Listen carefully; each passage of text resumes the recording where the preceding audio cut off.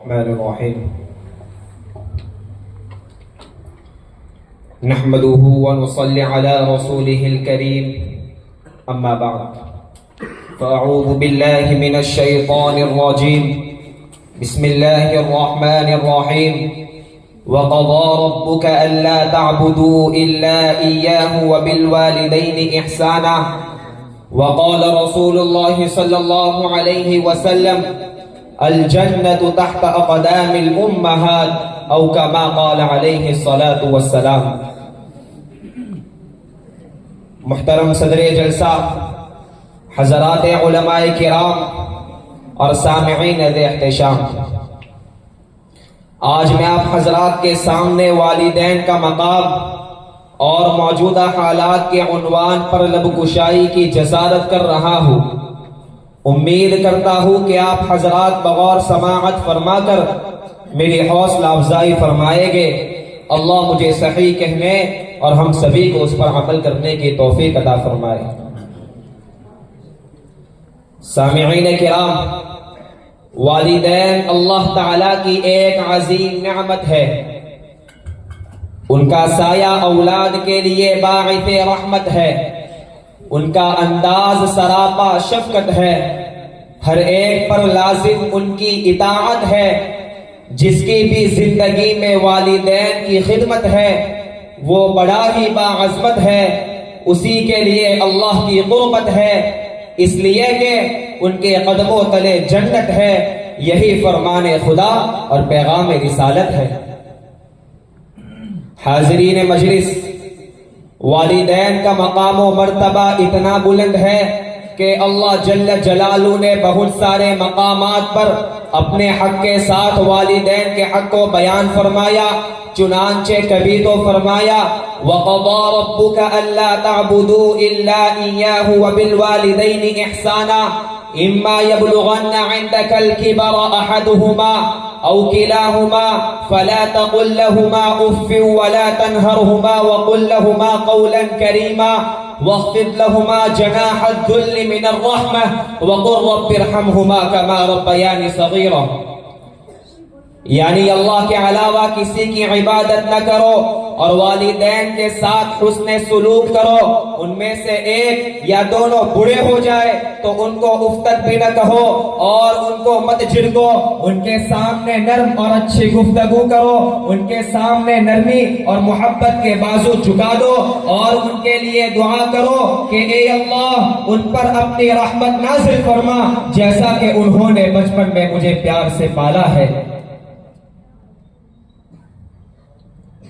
تو پتہ چلا کہ اللہ نے اپنے شکر کے بعد والدین کے شکر کو ادا کرنے کا حکم فرمایا۔ ایک جگہ نہیں بلکہ جگہ جگہ پر والدین کی خدمت و فرما برداری کا حکم دیا۔ چنانچہ سورہ نساء میں وَاعْبُدُوا اللَّهَ وَلَا تُشْرِكُوا بِهِ شَيْئًا وَبِالْوَالِدَيْنِ إِحْسَانًا فرمایا۔ تو سورہ انعام میں أَلَّا تُشْرِكُوا بِهِ شَيْئًا وَبِالْوَالِدَيْنِ إِحْسَانًا، تو سورہ عنکبوت میں وَوَصَّيْنَا الْإِنسَانَ بِوَالِدَيْهِ کی ترغیب دی۔ تو سورہ لقمان میں اللہ نے اپنے شکر کے ساتھ والدین کے شکر کو ادا کرنے کی تعلیم دیتے ہوئے انشکر لی ولوالدیک فرمایا۔ تو والدین کے مقام سے آگاہ کرنے کے لیے رب رحمان نے اپنے قرآن میں بنی اسرائیل سے لیے ہوئے عہد کا تذکرہ فرمایا وَإِذْ أَخَذْنَا مِيثَاقَ بَنِي إِسْرَائِيلَ لَا تَعْبُدُونَ إِلَّا اللَّهَ۔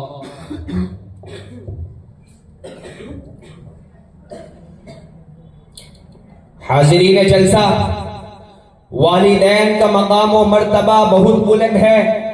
یہی وجہ ہے کہ ان کی خدمت و فرما برداری کی بار بار تعلیم دی گئی، ان سے اچھی گفتگو کرنے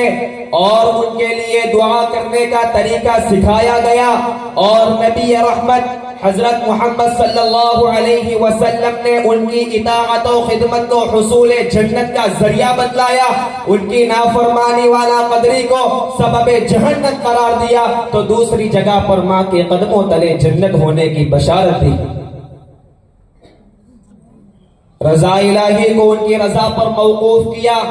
ان کی طرف نگاہ محبت ڈالنے کو بھی مقبول حج کے برابر قرار دیا، ان کی خدمت کو جہاد سے افضل قرار دیا۔ کیا بہترین ارشاد فرمایا ہمارے آقا شہنشاہ کون و مکان حضرت محمد صلی اللہ علیہ وسلم نے، الوالد اوسط من ابواب الجنہ، تو دوسری جگہ پر فرمایا الجنت تحت اقدام الامہات، کہ ماں کے قدموں تلے جنت ہے۔ کسی شاعر نے کیا خوب کہا ہے کہ جہاں کے رب نے ماں کو عظمت کمال دی، کہ جہاں کے رب نے ماں کو عظمت کمال دی،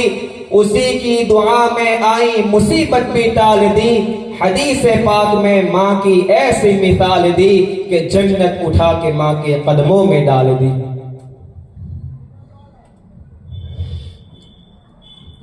محترم حضرات،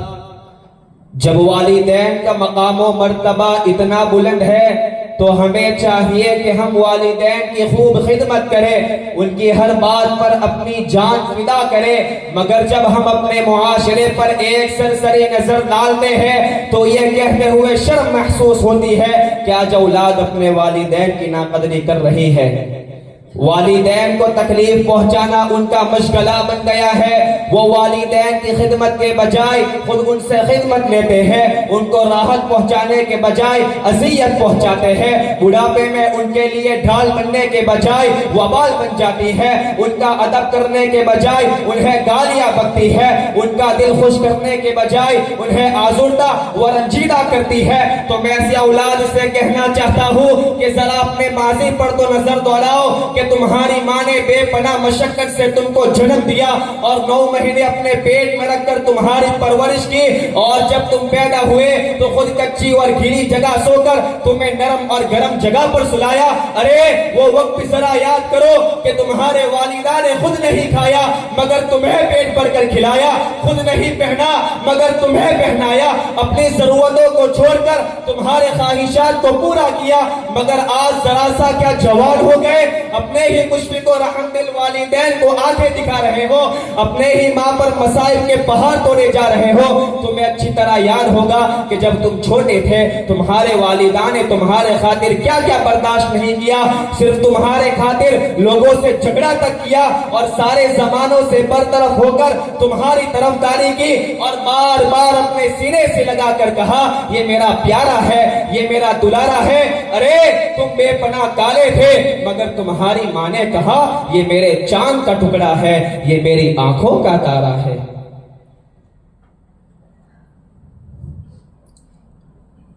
الغرض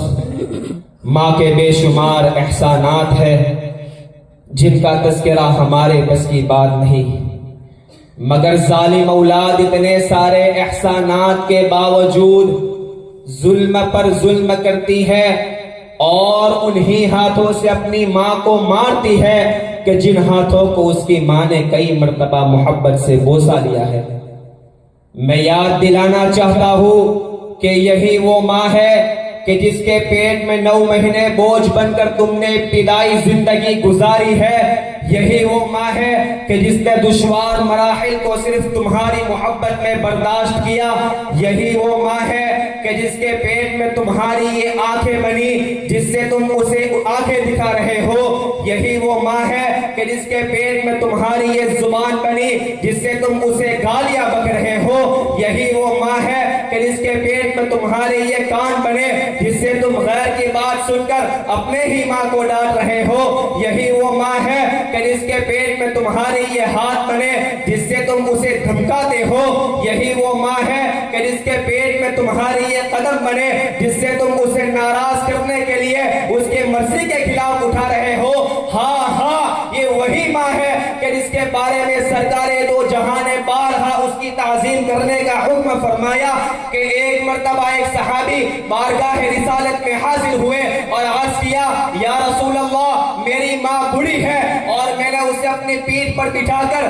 گھر سے پیدل چل کر حج کروایا ہے، تو آپ بدلا دیجئے کہ کیا میں نے اپنی ماں کا حق ادا کیا تو قربان جائیے سرکار مدینہ کے اس ارشاد پر آقا نے فرمایا ماں کا حق ادا کرنا تو دور کی بات ہے، تم نے اس آہ کا بھی حق ادا نہیں کیا جو پیٹ میں تمہارے ایک مرتبہ کروٹ بدلنے سے نکلی ہے۔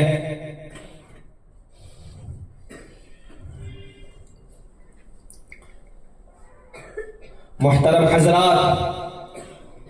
والدین کی نافرمانی ایک زہریلا سلسلہ ہے۔ اگر تم اپنے والدین کے ساتھ رواداری کا معاملہ کرو گے تو تمہاری اولاد بھی تمہارے ساتھ رواداری کا معاملہ کرے گی، اور اگر تم اپنے والدین کی نافرمانی کرو گے تو تمہاری اولاد بھی تمہاری نافرمانی کرے گی، بلکہ ایک قدم آگے بڑھ کر نافرمانی کرے گی۔ حضرت ابن عمر رضی اللہ تعالی عنہ فرماتے ہیں کہ حضور صلی اللہ علیہ وسلم نے ارشاد فرمایا کہ تم اپنے والدین کے ساتھ اچھے سلوک کا معاملہ کرو، تمہاری اولاد بھی تمہارے ساتھ اچھائی کا معاملہ کرے گی۔ حضرت مولانا عبد الجبار صاحب رحمت اللہ علیہ اپنے متعلقین میں سے کسی کا واقعہ بار بار ذکر کرتے تھے کہ ایک شخص اپنے باپ کو گھر کے اندر سے مارتا ہوا، دھکا دیتا ہوا گھر کے باہر لایا، اور گھر کے سامنے راستے میں ایک کوڑی تھی، وہاں لا کر باپ کو گرا دیا۔ باپ اپنی زبان سے کچھ نہیں کہہ رہا تھا، صرف اس کی آنکھ سے آنسو جاری تھے۔ جب بیٹے نے باپ کو وہاں سے کھینچ کر آگے لے جانا چاہا تو باپ کہنے لگا بس کر دے بیٹا، بس کر دے، میں بھی اپنے باپ کو یہاں تک لایا تھا۔ تو پتا چلا کہ جیسا کرنا ہے ویسا ضرور کرنا ہے، اس لیے آئندہ کی خوشحالی کے لیے، جنت کی حصول یابی کے لیے، اللہ و رسول کی خوشنودی کے لیے والدین کی فرما برداری بے حد ضروری ہے۔ اور ایک بات یاد رکھ لیجئے کہ والدین کے دل و زبان سے نکلنے والی دعا فوراً عرش پر پہنچتی ہے اور بارگاہ اعزتی میں ضرور قبول ہوتی ہے، اور والدین کے دل و زبان سے نکلنے والی ایک آہ بھی عرش الہی کو ہلانے کے لیے کافی ہے۔ اللہ تبارک و تعالی ہم سب کو والدین کی فرما برداری کرنے کی توفیق عطا فرمائے۔ اے ضیا، ماں باپ کے سائے کی ناقدری نہ کر، اے ضیا، ماں باپ کے سائے کی ناقدری نہ کر، دھوپ کاٹے گی بہت جب یہ شجر کٹ جائے گے، وما علینا الا البلاغ۔